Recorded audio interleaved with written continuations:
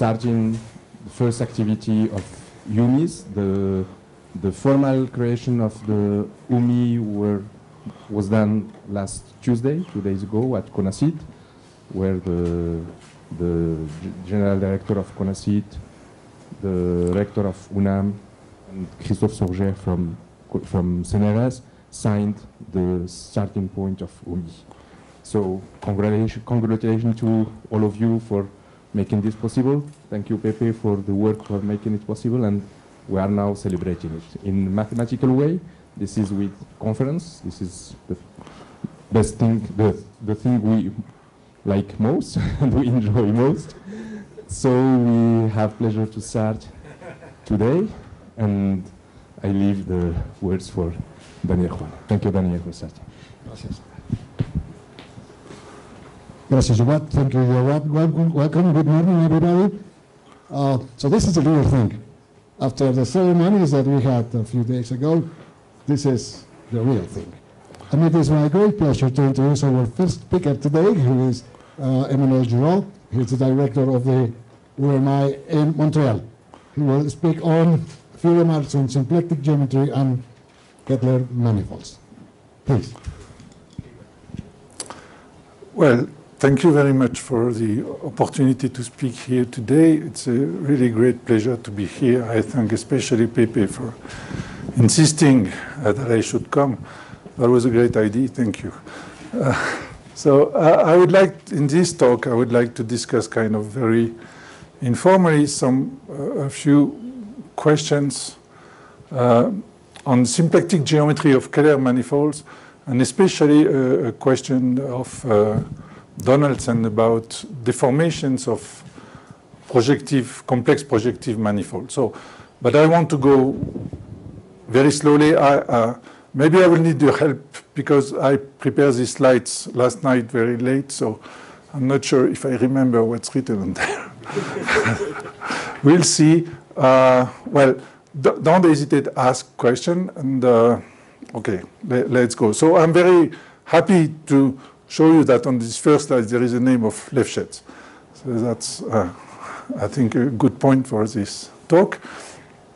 So I would like to start with something very basic, which is an elementary Picard-Lefschetz theory. So what is it about? What you want to do is to study the geometry near the critical point of a holomorphic function. So here you take the holomorphic function on Cn plus 1, which is defined by the sum of the squares of the coordinates. And well, this is a quadratic function, and we want to look at its fibers, its preimages of points. So, for example, if you take, first of all, you observe that this is a quadratic polynomial, so it's a homogeneous map. So I just have to look at and study the, let's say, preimage of a positive real value. So you take such a positive number A, and you look at the set, the preimage of A by this map.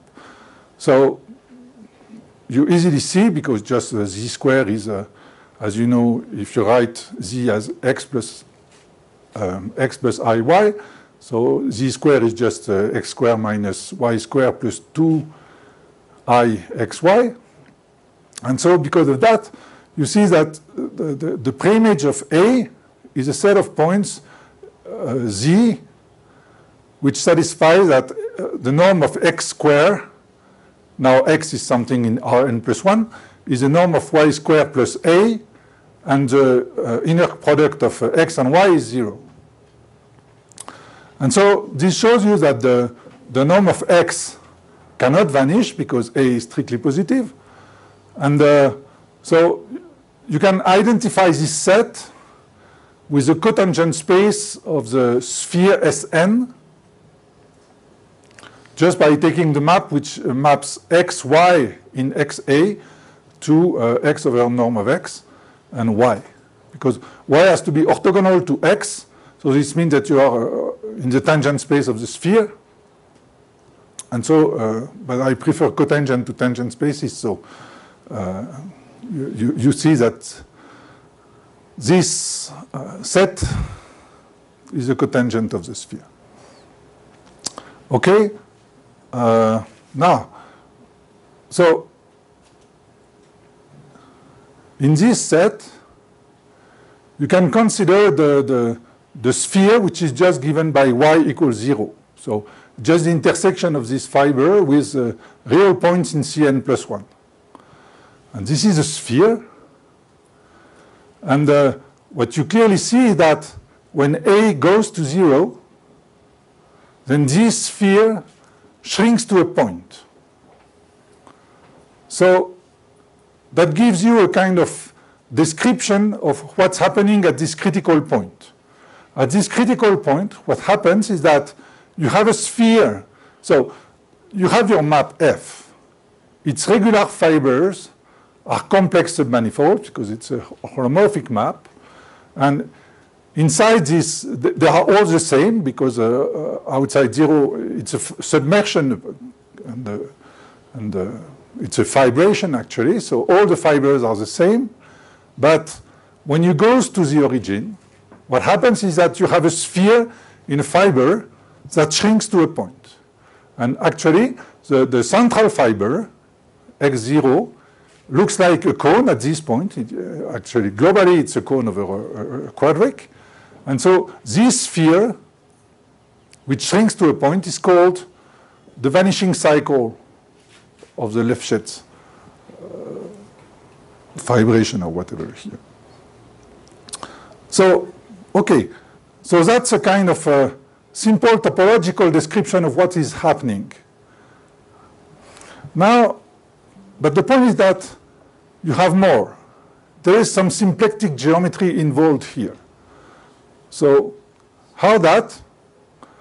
Of course, you have a standard symplectic structure on Cn plus 1, just given by the imaginary part of the standard Hermitian metric. And this is a closed non-degenerate 2 form, and it induces also a closed non-degenerate 2 form, a symplectic form, on every fiber XA of the map F. And because SA consists of real points, actually you can see that the symplectic form completely vanishes on SA. So SA, and moreover, SA has dimension n, as we have seen before, which is also the complex dimension of the fiber XA. So that means that in the language of symplectic manifold, we say that XA is a Lagrangian sphere. So, okay, so you have these observations about the local picture of a complex singularity, non-degenerate complex singularity of a holomorphic function. I should mention here that the idea of considering singularities from a symplectic point of view, I think is pretty recent. I think it can be attributed to independently to Arnold and Donaldson in the 90s.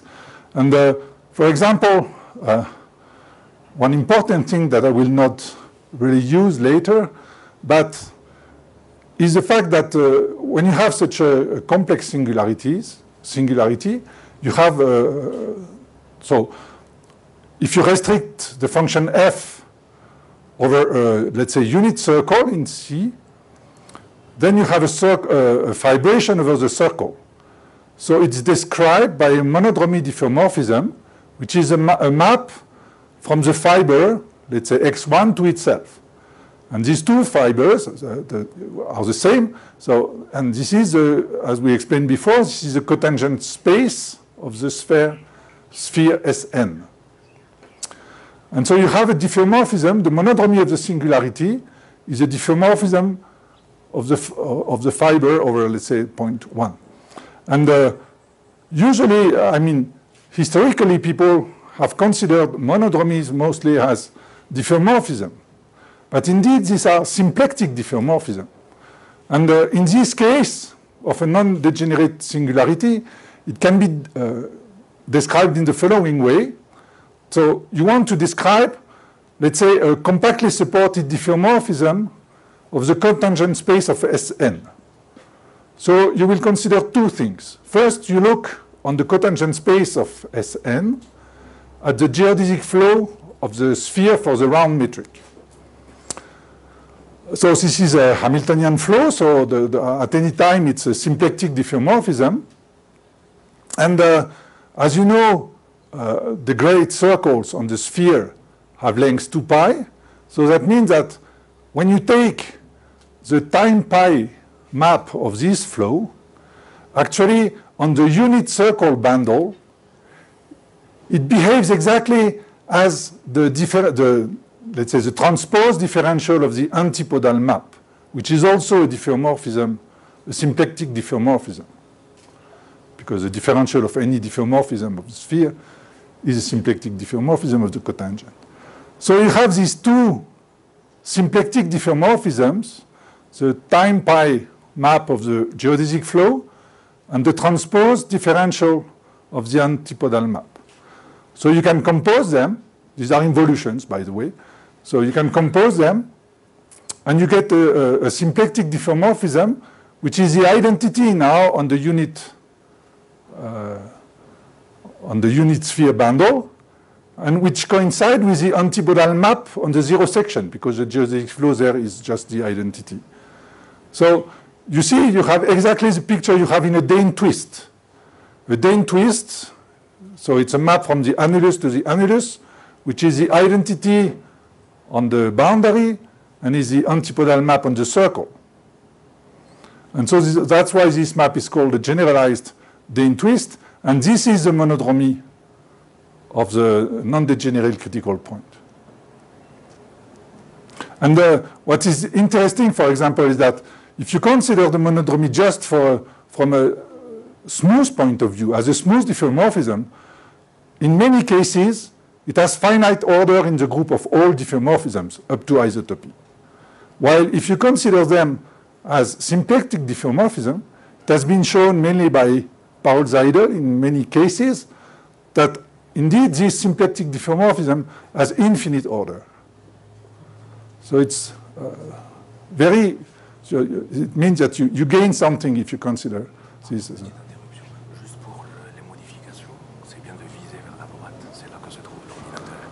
ok. Okay. Okay, so what is there written there? The global picture. So, okay, good. So I come now to, so that was an explanation of how things go locally. I would like now to explain something more global. So here, assume I have now a Kähler manifold, X hat, and a homomorphic map from X, though X hat is a Kähler manifold, let's say with boundary, and you have a holomorphic map from this Kähler manifold to the disk, unit disk, so the boundary upstairs is just the preimage of the circle. And you have a holomorphic map like that, which when you restrict it over D minus 0, it's a submersion. It's a proper holomorphic map, which is a submersion outside of 0 in the target space, in target disk. And you know that the central fiber just has an ordinary double point that corresponds to the fact that the function has a non-degenerate critical point at only one point. So now you have the same picture as we had before, which means that in each fiber, XA with A non-zero, you have a Lagrangian sphere, which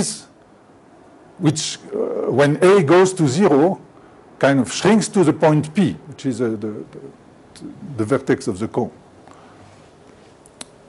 So that's completely general picture.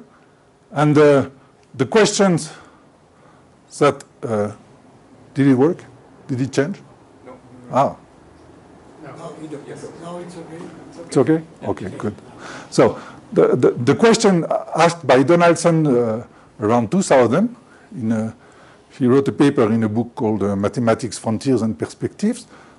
And the question, he asked several forms, several variants of this question, but the question is, now take any projective manifold, so complex projective manifold with an integral Kähler form. So that just means a Kähler form with integral periods. And there you take a Lagrangian sphere. Question, can you construct a deformation of the projective manifold over the disk such that this Lagrangian sphere is the vanishing cycle? So, in other words, can you find a Kähler manifold, Kähler manifold x hat as we had before, and a map from x hat to the disk so that the sphere S, so let's say the fiber over the point 1 is your given projective manifold, and the corresponding vanishing cycle is the sphere S. Is the question clear? So that's the question. So what I would like to do in this talk is to explain the kind of approach we are trying to do with a student of mine, Alexandre Verine, to see if we can not solve the problem, because it seems to be quite difficult, but at least to say something non-trivial about this question. And, one question? Yes? What is in what sense is the deformation you're speaking of? Holomorphic. So it's a holomorphic deformation. So the manifold x hat is a complex manifold. And the map F has to be holomorphic. Okay? Okay. So, okay, so, and by the way, one of the first things I will explain is that if you forget about holomorphic deformation, the problem is very easy. So, okay, I will come to that, but just to make sure, so that means that one of the main points I want to discuss is the difference between symplectic and Kähler manifold. So I already used that term in several occasions, but I will just remind the very basic definitions. First, the definitions of a Kähler manifold. So a Kähler manifold is a complex manifold, and so if you take a complex manifold, say, on this complex manifold you take a Hermitian metric. So this Hermitian metric, you can decompose it into its real and imaginary parts. So you write it as G plus I omega, and omega is anti-symmetric, so actually it's a 2 form on the manifold. And it satisfies a number of conditions that are just linear algebra. And you say that omega is actually a Kähler form if it's a closed 2 form. And just to say one word for those who don't know this topic at all, the reason of this condition is the following, that when you do Riemannian geometry, an important point in Riemannian geometry is that when you have a Riemannian metric on a real manifold, around any point, you can find local coordinates in which the Riemannian metric is flat up to order 1. I mean, it is standard metric at the point, and its 1jet vanishes. So it coincides with a flat standard metric in the coordinates up to order 1. And the curvature, the non-flatness, is measured by the second derivatives. So in complex geometry, you can ask, if I take a Hermitian metric, does there exist a system of local holomorphic coordinates in which the Hermitian metric is flat up to order 1? And actually, this is true if and only if it is a Kähler metric. So that's why it's an important point in complex geometry to have such Kähler metrics. Okay, so that's the definition of Kähler metric and Kähler manifolds. Now, did it change?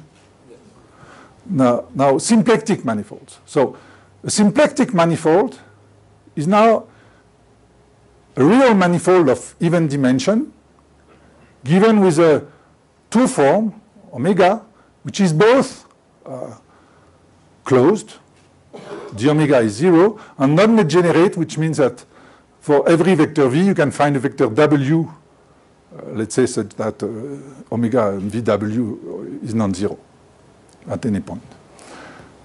And so when you have such a thing, you can construct what's called an almost complex structure on the manifold. That means an operator from the tangent space to the tangent space whose square is just minus the identity, so that when you contract, when you take omega of some vector and j times another vector, you get a Riemannian metric on the manifold. In other words, you have essentially the same situation as before, which means that on each tangent space, you have a structure of a complex vector space and a Hermitian metric given by G plus I omega. But the difference, and the crucial difference, is that this almost complex structure is non-integrable. And that means that you cannot find, you take any point in the manifold, in general you cannot find a local diffeomorphism from a neighborhood of this point to a neighborhood of 0 in Cn that will take this automorphism J to the multiplication by I in Cn. So from an analytic point of view, it's a very different situation. And, but still, it's not completely trivial to show, for example, that there are symplectic manifolds which are not, let's say, Kähler or even projective manifolds. And this has been done by Kodaira and Thurston in the 70s. And let's say the first example where, due to the fact that when you have a Kähler manifold, you have so-called Hodge theory, which tells you, for example, that the first Betti number of a closed Kähler manifold has to be even. But you can construct symplectic manifolds, closed symplectic manifolds, with odd first Betti number. But still, it's really an important question till today that to understand the difference between these two things. And we will see later a class of symplectic manifold which are automatically kind of complex manifold, and from which you can build any closed symplectic manifold, for example. I will see if I have time, but I will discuss that. So is that okay with this definition? Are there questions about these definitions? Because I will use these notions again and again. So, okay. So now I come back to Donaldson's question, and what I would like to explain is this slide. I'm sorry because I think it's pretty technical, but I will try to explain this result, which is a simple thing without any technical stuff. So somehow the claim given by this lemma is that if you forget about the complex structure you want to construct, everything is easy. So, and how can we construct the deformation as a topological space, as a smooth manifold, let's say? In a very standard way for a topologist, at least, you just take, so you have your projective manifold, again, projective manifold with an integral Kähler class, Kähler form, and inside this you have a Lagrangian sphere. So what you do is just take the product of x by the disk, and on this you will attach a handle. And this handle is a standard handle in Cn+1, which is somehow a neighborhood of the critical point we discussed before, of the standard model in the Picard-Lefschetz theory. So, and the way you attach it is essentially to say how to attach a handle, usually you need to have an embedding of the boundary sphere of the core of the handle, which here is just I think it's denoted R or something. Well, maybe somehow I explained. So the main point here is that actually you have the sphere S inside X and X inside X cross D2. So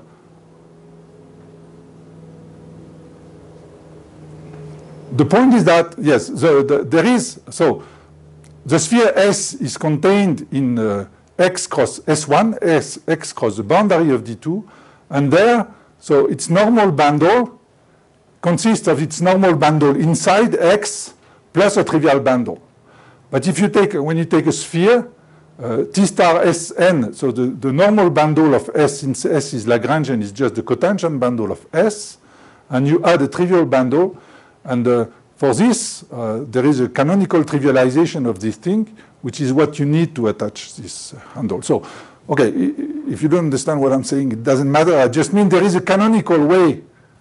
There is no choice in the way you attach this handle.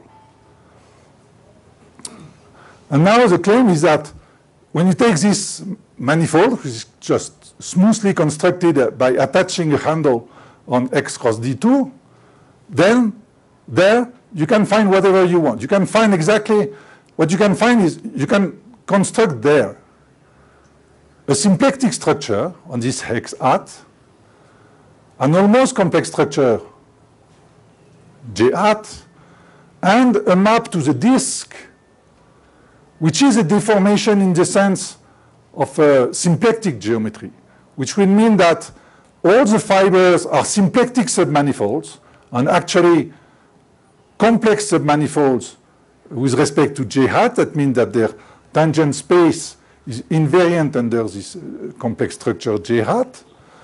And, but it's even much better somehow. This J hat is not a complex structure everywhere. That's okay, and that's a difficulty. That's right. But still, it's integrable on a very big part, on a at least very interesting part, which is first, it coincides with a given J on the fiber, which is just the manifold X we started with. And also, it is integrable in the neighborhood of the handle, of the core of the handle we attached. And in this neighborhood where it is integrable, actually the function f is just given by the local Picard-Lefschetz model. So there is and somehow the entire manifold retracts onto the union of these two things, the fiber and the handle, the core of the handle. So it's kind of, on the main part of the manifold, you already have the integrable complex structure. So, okay, that's something easy, but it doesn't solve the question. So now, what can we do? What is the problem somehow? You have a family, you have a deformation of the manifold X, which means, let's say, a family of symplectic manifold XA. And you would like to change the almost complex structure so that each of these XA becomes a complex manifold. You would like to make it integrable on all fibers. The point is that I don't know any general method. Moreover, you would like to keep the J hat we have here, wherever it is integrable already, near the handle and near the X. So I don't know any general method to construct on a project. Let's say you take a compact manifold, and you take an almost complex structure there, and it is integrable somewhere, and you want to extend it to become integrable everywhere. I don't know any general method for that. But there are some complex manifolds for which I know how to do that. I have been taught by Eliashberg, and I will come to that. But now I just completely forgot what is on this slide.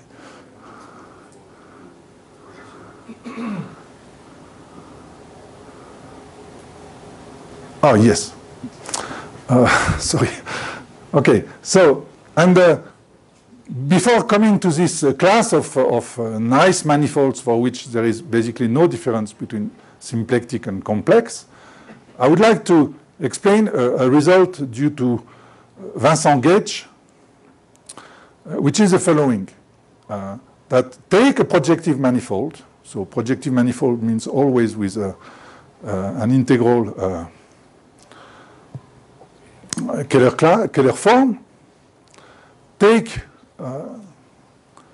such a projective manifold and take inside Lagrangian submanifold M. Then the result is that there exists a holomorphic embedding of X into a projective space of high dimension, and a hyperplane, a complex hyperplane in this projective space, which is transverse to the image of X. Actually, I think it's not written on the slide, but that's true. And which avoids the Lagrangian submanifold.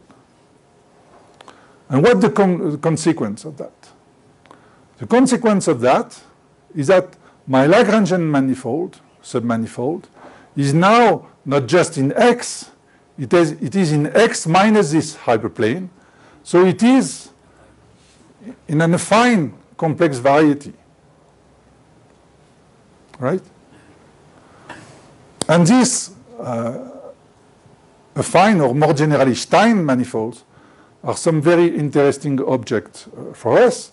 And that's why that's what I would like to explain now, that for this manifold there are basically no difference between symplectic and complex. And so I have to go into this. So okay, so for this I need a few definitions of related to pseudo-convexity. So when I have a complex manifold, I say that the function is C-convex. Well, that's not completely standard terminology. Some people say strictly plurisubarmonic. It's more common to say that, but I prefer kind of geometrically, I think it's better to think as a kind of complex version of convex functions. So I say that a function is C-convex if it has a property that this two form, which is just ddc of phi, is positive on every pair of vectors of the form VIV. And dc, what is that? It's just the composition of the differential with multiplication by I.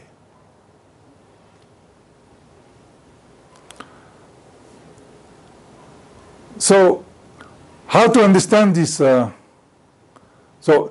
And indeed, so this condition shows actually that this differential, this ddc phi, is a Kähler metric on the manifold.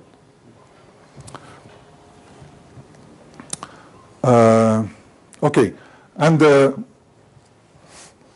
you say that a complex manifold is a Stein manifold if you can find such a function which is exhausting, which means that all sublevel sets are compact, and which is strictly plurisubarmonic or C-convex as you want. So, okay, examples maybe. The main example of convex C-convex function is if you take norm of z square in Cn.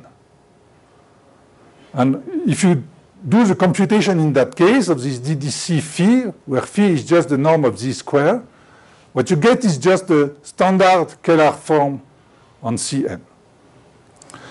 And so the consequence of that is that if you take any Is there the Grauer theorem there or not on this slide? Is it on this slide? So a consequence of that is that if you take a complex submanifold in Cn, and you just take the restriction of this function number of this square to this submanifold, then you get again a C-convex function on the submanifold of Cn. And actually, the Grauer theorem tells you that it's an equivalence. That a manifold is a Stein manifold if and only if it admits an embedding as an analytic submanifold into Cn, into some Cn. Okay. Now, so this is the definition in complex geometry. Now, so the idea of Eliashberg has been to observe that this pseudo-convexity is essentially a symplectic condition.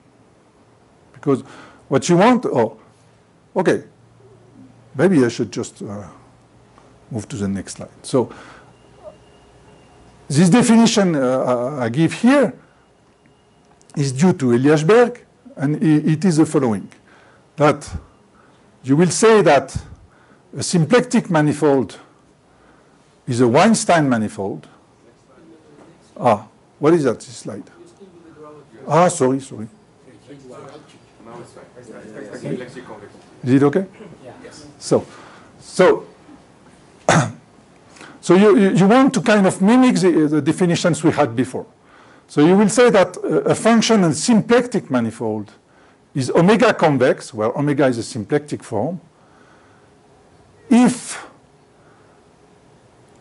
there exists, first of all, the symplectic form is exact, and you can find a primitive whose dual vector field, with respect to the duality defined by the symplectic form, you can find a vector field which is gradient-like with respect to the function. That means that the function is increasing on the orbits. And you define a Weinstein manifold as a manifold for which you have such a function which is exhausting, and has also the condition that the vector field in question has to be complete.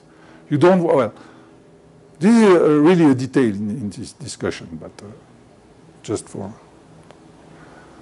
sake of correctness. So, okay? And what's the relation between the two notions, the one in symplectic geometry and the one in complex geometry? Did it change? So the first remark is just that any Stein manifold is, of course, a Weinstein manifold, just because somehow, first of all,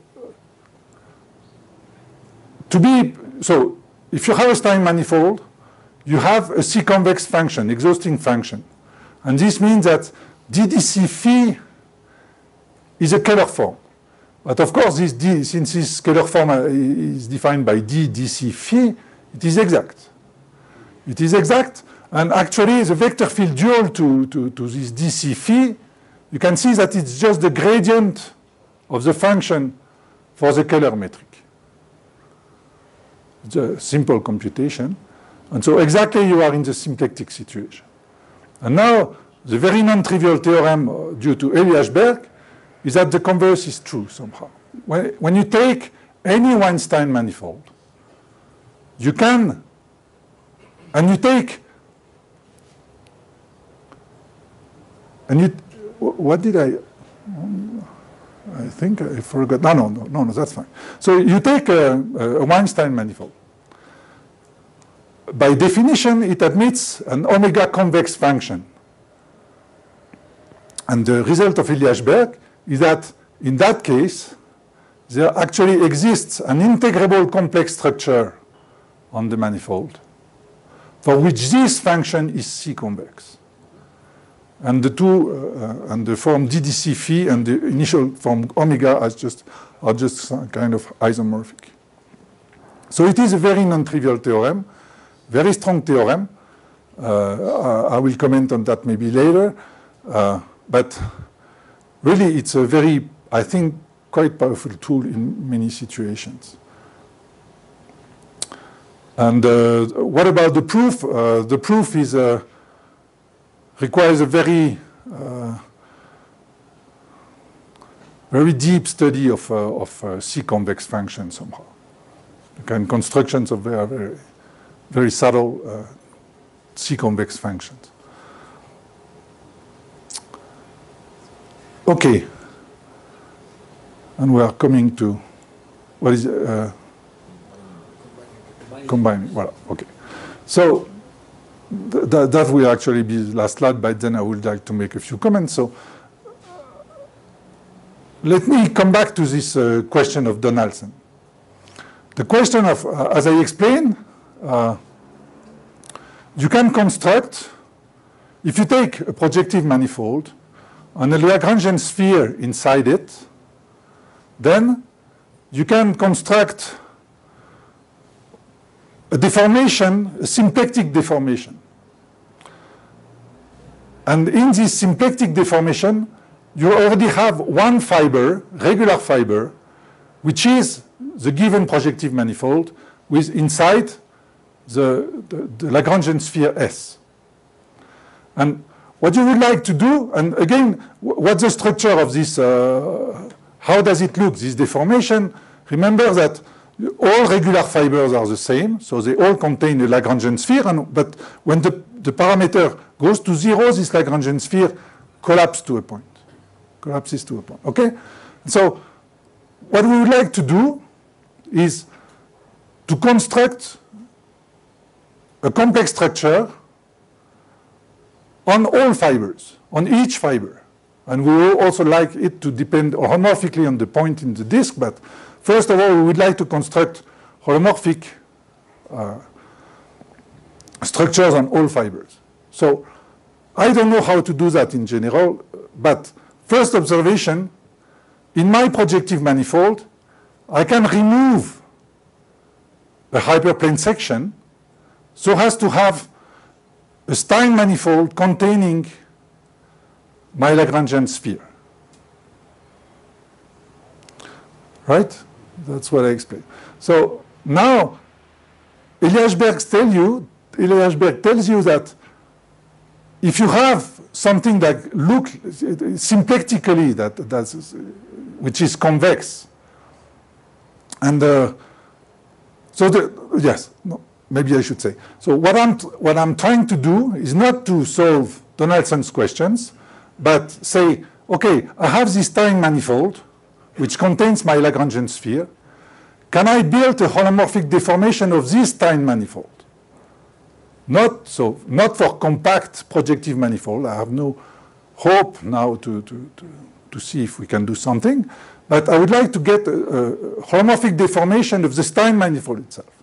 And again, in that case, I can construct a symplectic deformation very easily, in the same way as I did before, in which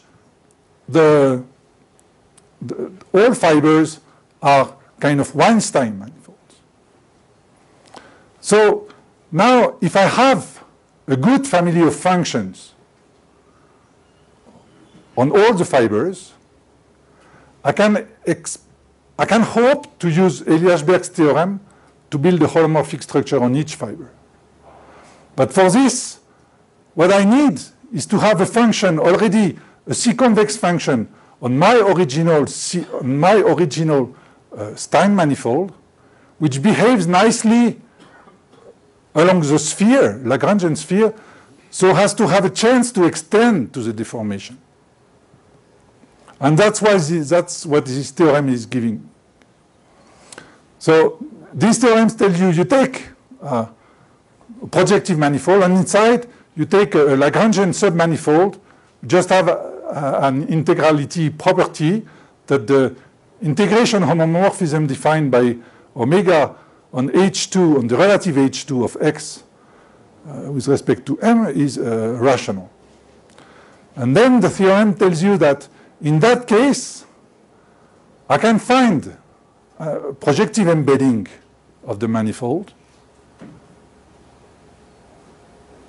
and the hyperplane, so that the Lagrangian submanifold is in the complement of the hyperplane, and on this complement, there is a C-convex function whose minimum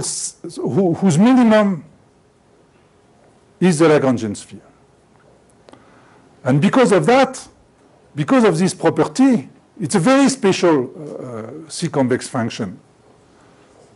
It's like a Morse function or locally? No. Yes, yes, along S it's a Morse bot. Near M, no? Near M, yes. Near M it's a Morse bot. And elsewhere it's just a Morse function.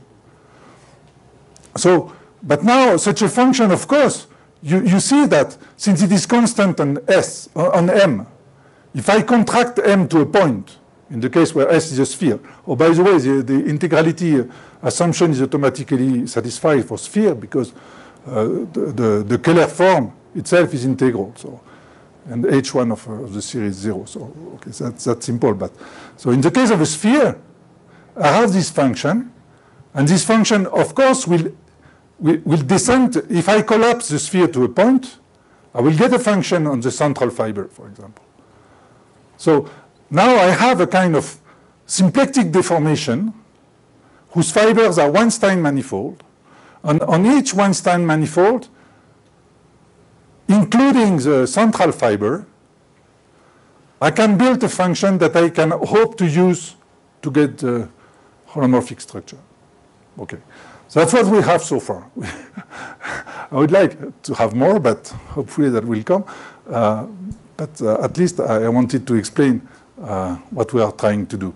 So I still have time, I guess, but I'm not sure you're maybe. 10 minutes. Well, so I just wanted to make one more comment about this theorem of Eliashberg, which is the following: that when you combine it with techniques due to Donaldson, also who extended the kind of theory of Kodaira and of positive line bundles over symplectic manifold, you can prove the following. So that I think I mentioned before. That when you take a symplectic manifold, closed symplectic manifold, where the cohomology class of the symplectic form is integral, then actually you can find inside your symplectic manifold a symplectic submanifold of codimension 2, which is, as we say, point carré dual to the cohomology class of the symplectic form, so that when you cut out your symplectic manifold along this hypersurface, kind of codimension 2 submanifold, you get something which is actually a genuine Stein manifold. So exactly the same kind of Lefschetz decomposition you have for projective manifold, you have it for any symplectic manifold. And it's even kind of, what is striking is that outside of this hyperplane section, this codimension 2 submanifold, it is a Stein manifold with an integrable complex structure. And well, that's a question I am also considering with Mihai Halik, for example, to understand how it can be used to have a better understanding of the difference between projective and symplectic manifold. So, okay, so I would stop here. Thank you for your attention.